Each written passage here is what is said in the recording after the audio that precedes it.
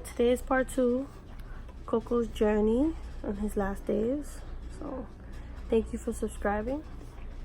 And here we go.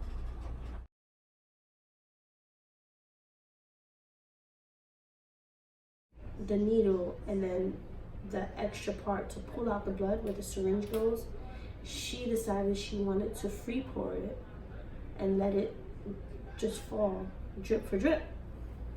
So I got upset because she's squeezing Karan's hand and he's screaming. So he started to desat again and he went down to about 13, I think, his oxygen, until she finally decided like, oh, well, he's destatting. I grabbed him, I snatched him from her, and I started to sing to him, "You are my sunshine," and he relaxed, he calmed down, and he started to nurse, and he was okay, he was fine. This is the first time where they really seen him have his episode. His cardiologist told me, don't let nobody touch him. You hold him, you keep him as calm as possible. We're sending you upstairs to ICU. They send us upstairs, and that's the day that they decided to keep him in the hospital. So we go in the hospital, we ended up staying there. I tried to make him as comfortable as possible there. They also told me that he had to have a catheterization done, another one. The last one he had was in December, and they needed a new one. So, but the problem was that his cardiologist was out of town. She didn't know what was going on. We had to wait until she got back to do it. He was doing fine, eating like always, playing, happy. I mean, like always, he was always happy, even when he wasn't feeling good. They then told me that I had to make a decision, and that the decision they thought was best was if Karan had a PICC line that would give him the medication, to start him on the medication he needed. It's a continuous medication that was going to help the pulmonary hypertension. They felt it was going to help because they dealt with cases where pulmonary hypertension all the time, where this medication helps. It's a stronger medication and you cannot stop it once you start it. So I said, okay, at first I didn't want to, but then with his episodes all out of control, I said yes. They took him for surgery the next day. They couldn't put 2 PICC lines in one vein, so they put one in each arm. His veins were little. They put one in each arm, one for the medicine and one to take blood out, because that way they won't keep sticking him. He did fine. He started on his medication. He was a bit, his body wasn't take a lot of high dosage, so they started from the bottom and then they worked their way gradually up. Once they got to level 8, his body started to ache and he started to be in a lot of pain. So they would give him Tylenol or morphine to help him ease the pain. About a day or two, he'll be fine. He was resilient, so it's like nothing, like he was okay. So they would go up some more. And then his cardiologist finally came back on the, when did Dr. Simon come back? The 20th, right? Yeah, the 20th.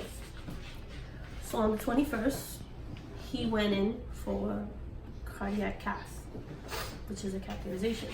They wanted to find out the numbers for his lungs to see how high the pressure was in his lungs. They also wanted to do a CT scan on his lungs to see if they would find anything else. They wanted to also put in it's like a port, but it's not. I forgot the name of it, but it's like a port where his heart can get direct medication into it instead of using the PICC lines. So he had a couple of things done that day. It was about 6.5 hours, and he was in surgery.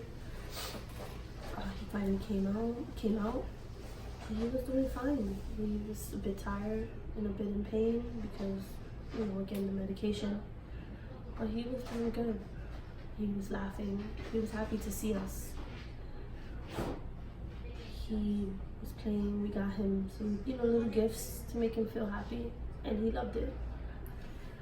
Then we went to sleep that night, fine. And when we woke up, he was like, okay. We made it through the 24-hour mark after the catheterization, because they did tell me that the percentage for death doubles, it gets higher. But we made it through the catheterization, and we made it through the 24-hour mark, which was great. So we figured everything's okay. He's gonna be okay. Go to bed. Then that was the 22nd, no, the 21st. The 22nd, he woke up. No, that was the 22nd. The 22nd, when he woke up, he was fine. But I noticed that every time he would nurse, he would get really tired. He would get out of breath. Karan, that never happened to Karan. He never would get out of breath.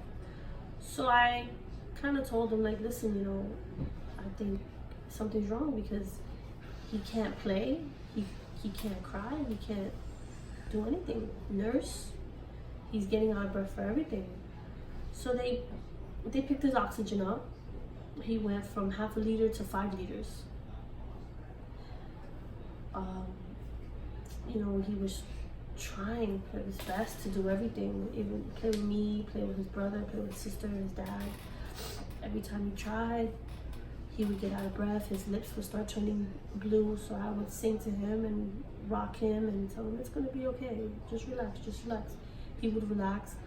But then when he would try to nurse again, he would start breathing really hard, and you could see him trying to breathe. So I was like, okay, let's not nurse. Let's try and sit down and relax.